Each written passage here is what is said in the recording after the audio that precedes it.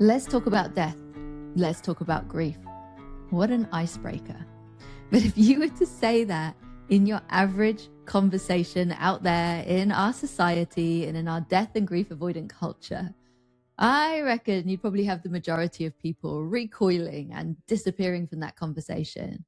But given that 100% of us humans at some point in our life will die, it's really curious to me how we've got here as humanity. We live in a culture where we'll be more comfortable talking about our tax return, talking about our sex life, than we will be talking about death and grief.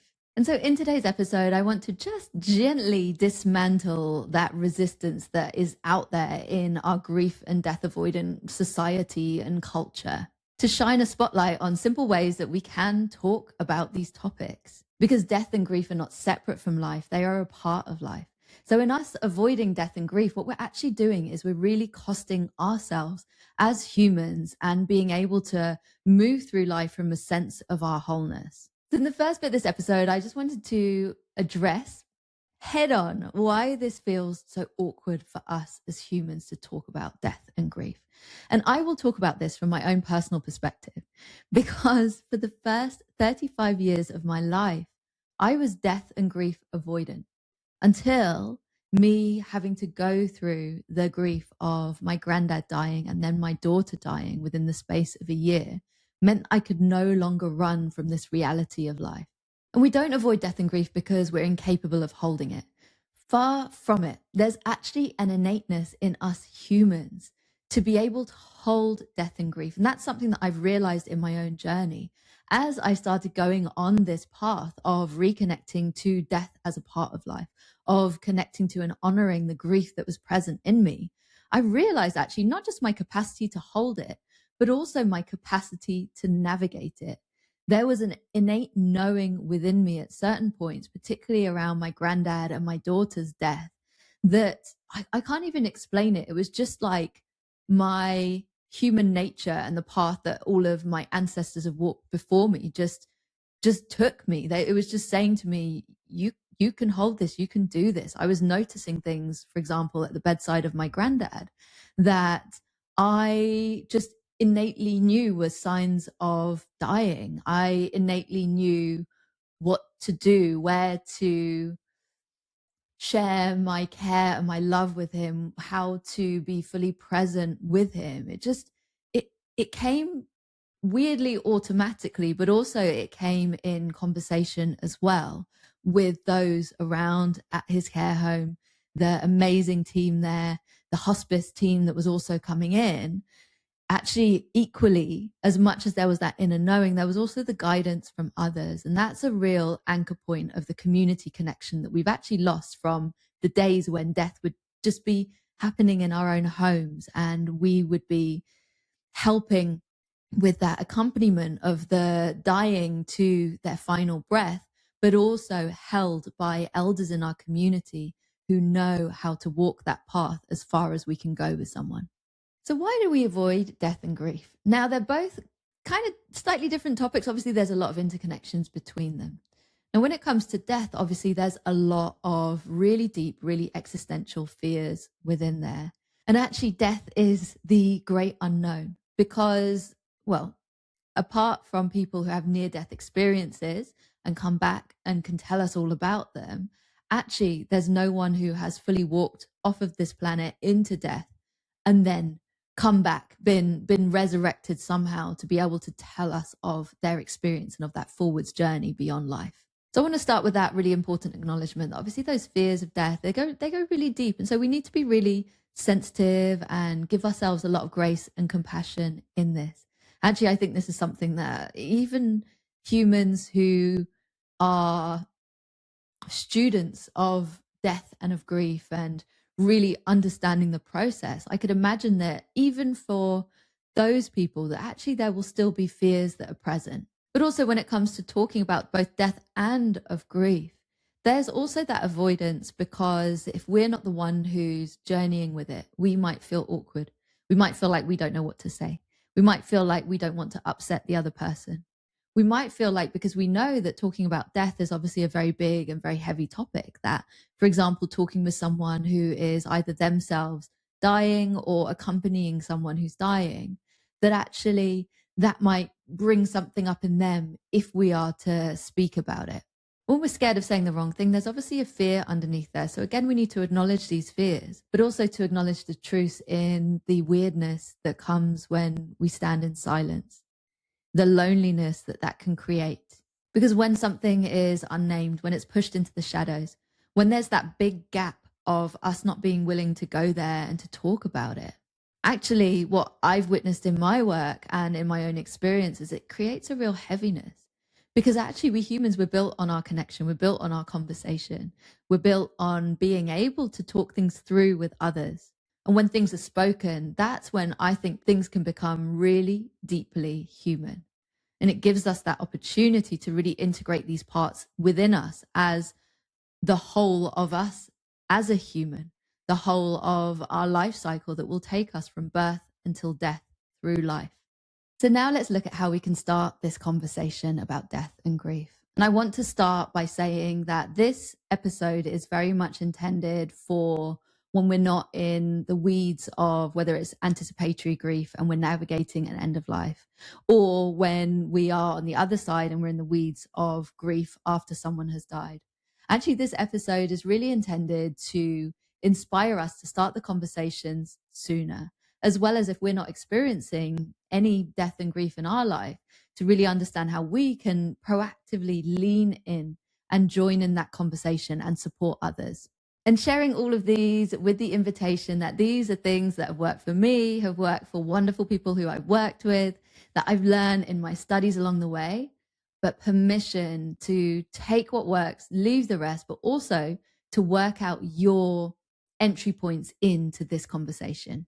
And with that in mind, point one is finding your entry point. Because we're obviously not going to open a conversation about death and grief going, so let's talk about death. Let's talk about what happens when we die. I mean, maybe for some people that might work, but for the vast majority of us, that will just smack us into the edge of our fears. It will just make us go into absolute freeze mode. It'll make us go running for cover.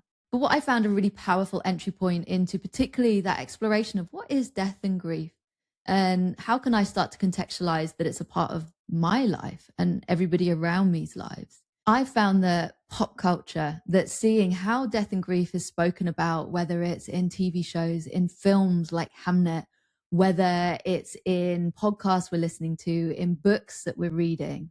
And for me, my personal entry point into this was actually in reading. Catherine Mannix's book, With the End in Mind, I inhaled that over a weekend because once I started reading, at that point, as a death and grief avoidant person myself, this was as I was navigating my granddad's final year, I just inhaled it and just took an immediate sigh. Just reading the stories that Catherine shared, reading her medical perspective of what happens, reading that actually our body has an innate wisdom that for the majority of us, not all of us, but that for the majority of us will mean that actually it is a very peaceful exit. And actually understanding all of the different signs and different things that I've heard about, like the death rattle and other things that have just made me terrified, actually realizing how natural they are and actually how they're not as uncomfortable as we, the person witnessing it, thinks that they are. They were really powerful entry points into conversations with others. Being able to say to someone, I've listened to this podcast. Did you hear this massive music artist or this actor or whoever it was talking on the podcast about grief and what they shared about that? I found it really interesting. Here's why I found it interesting. Did you? That for me has been really, really powerful because actually it gives a softer landing for conversations, but also it never ceases to amaze me actually once I start talking about it, how other people will just lean in. They will share their own reflections, what they're listening to, what they've watched, etc. But actually how that can very quickly come into a conversation where you're sharing memories, where you're talking about the grief that you currently hold. And the thing is that death and grief should be taught about in schools, just as much as we learn about every single other part of us. And actually, I did biology at university, and there was definitely, it was a very biological, what's happening in the cells, but actually by way of the whole body, Again, that was something that in my 3-year degree, I never once learned. But once we gently start talking about it, it really does bring in that conversational energy, and it just starts to invite in a sense of actually death and grief are normal. So next up, we've got making it about meaning. And this one really does fill my heart, because actually when we talk about death and grief, there can be really beautiful, meaningful connections that we can make to how we're living this life now. Because if death and grief teaches us anything, it's that this life is precious. So whether that's thinking about our own death or thinking about the finite amount of time that we have with others, death and grief teaches us that, in the words of Frank Ostaseski in his brilliant book, The 5 Invitations, which was the one I read after Catherine Mannix's, actually he talks about don't wait. Don't wait to tell that person you love them. Don't wait to spend time with them. Go now. And this is where in conversation, or even in our own contemplation and journaling on it, actually we can find some real beautiful meaning. So obviously there's the admin side of death and planning and all of that stuff that is really important for us to do. But actually just in how we talk about it, there can be some real beautiful conversations that can happen, whether that's over a dinner with some friends, over some drinks, over a coffee, or whatever it is. I just love how I just put food in there, bring food in, that can help us to understand the following questions. What matters to us most at the end of our life? Because actually that can signify what actually matters the most to us now. If our final days were coming very, very soon, what would we be putting on that list to prioritize? That can be a really, really beautiful one for us to talk about, that they can then lead us into the process of advanced care planning. So specifying our wishes, getting that all set out and communicated to our friends and to our family. But also in the meaning making when it comes to grief. I know that grief can feel like a really heavy conversation, particularly if we're not comfortable with being with people in their pain. But actually a really simple entry point there can be, I would love to hear some memories about your mum or about your dad or about your pregnancy or anything that you wish to share. I'm just a listening ear here. I'm just going to open again with that gentle curiosity. I can listen, but also through that, that's where the beautiful conversation can happen that can help that griever to unlock the meaning of the love that they hold. And then third up, we have got going first. So there's something really powerful when we as humans are willing to show up in vulnerability. I see it all the time in the grief workshops that I facilitate, that actually there can often be silence at the beginning, particularly in rooms, for example, when I do them in corporate organizations where we're not used to talking about death and grief here. But actually, as soon as someone opens up, as soon as that one person goes, then suddenly the floodgates of sharing, of connection, of griefy solidarity, of holding each other through it, they can all open up too. So know that that vulnerability, it invites in more vulnerability. It shows others that we are all deeply human. We're all interconnected in our experience. While your experience of grief and of any deaths that you go through will be truly unique to you, there's a lot of that solidarity and that support that we can feel when we sit in circle with others.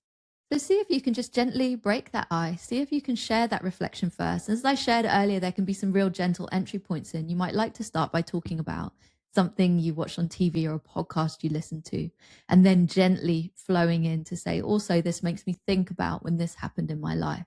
And above all else as well, know that any emotions are valid. When I speak to people in grief, I still feel myself wanting to apologize as soon as any tears flow. And that's just because that conditioning runs really, really deep.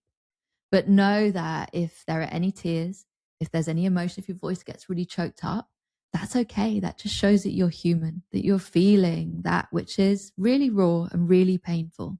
But also know that in all of these conversations, you need to meet yourself exactly where you are. And particularly when it comes to talking about death and about grief as well. If in any conversation it doesn't feel right, or you feel like actually I'm not with the right audience, I don't feel like I can safely express my full self here, then equally permission to not talk to them about it and to find someone where you know that you can be held. And I connect in my journey to courage a lot, and not from the perspective of, oh, brave, I'm a brave heart. I have the strong version of bravery. It's more for me courage, because courage, the root of the word is heart in Latin. And actually, for me, my courage is just how I show up and how I speak my truth. And within that, actually realizing that my courage and being able to just gently share, actually how that has opened up so much more conversation. So when death and grief feels like it's a really weird conversation to be having, when you feel that resistance or you're feeling that resistance, maybe that assumption that there's going to be resistance from others, just know this, that again, in my experience, I never cease to be amazed at how many people, when I share about my daughter, will come up to me, for example, when I speak at an event, or when I even just am in conversation with friends who I haven't seen for a long time, how me sharing that will always have at least one person leaning in and saying, me too. I've been through that too. So those are my 3 simple ways to start this conversation. Obviously, it's really important from the perspective of those who are grieving and going through end of life, whether that's their own or with other people in their family or their friendship groups. But actually from our own perspectives as well, when we're holding a lot of avoidance, when there's those fears there, when there's that awkwardness, when there's that space, actually what we find is that it can reduce anxiety. It can have us, I can breathe. There's a lot within our body. There's a lot of clarity that can come. There's a lot of relief about the fact that actually I am able to have these conversations. I'm able to forwards plan. I'm able to really think about things that I never before thought that there was a space for these conversations in society. That can be so supportive to us and in our ripple effect to others. And finally, in this episode, I just wanted to share, hand on my heart, just that message of don't wait to have these conversations. We don't have to wait for that griever in our life who has been silently suffering to collapse in our arms or next to us in the office or out at lunch. And connection now, and your connection now, is so powerful. Just don't underestimate the power of these conversations, but also how in our death and grief avoidant world, actually, what we all need to be doing is really building that muscle memory for these conversations. The more we talk about it, the more that we open up more and more conversations, both within as well as with other people. And the more that we individually and collectively can see that actually death and grief are not morbid. In fact, they are just distinctly human. But when we think about what's morbid, our silence really is. So that completes this episode of Death on the Daily. If this spoke to you in any way, I would obviously love it if you could hit subscribe on the podcast. If you're tuning in on Apple or Spotify or anywhere where you can leave a rating and a review, I would obviously love that because it really supports my mission, helps me to get the word out there. As well as if there's anyone in your life who this episode you feel like it could support, then please do hit share, send the episode on to them, and let's get this conversation going. And wherever you are in your journey, whatever you are journeying with right now, know that Death on the Daily is always here for you. And I'm sending you so much love. Thank you for joining me on Death on the Daily. If you like this episode, it would mean a lot if you could hit subscribe. Plus, head to the show notes to find out about my work as a grief coach, and there's a grief journaling freebie there for you. Until we meet here next time, take good care of yourself and others. There's a cold fire, there's a crossfire, and there's some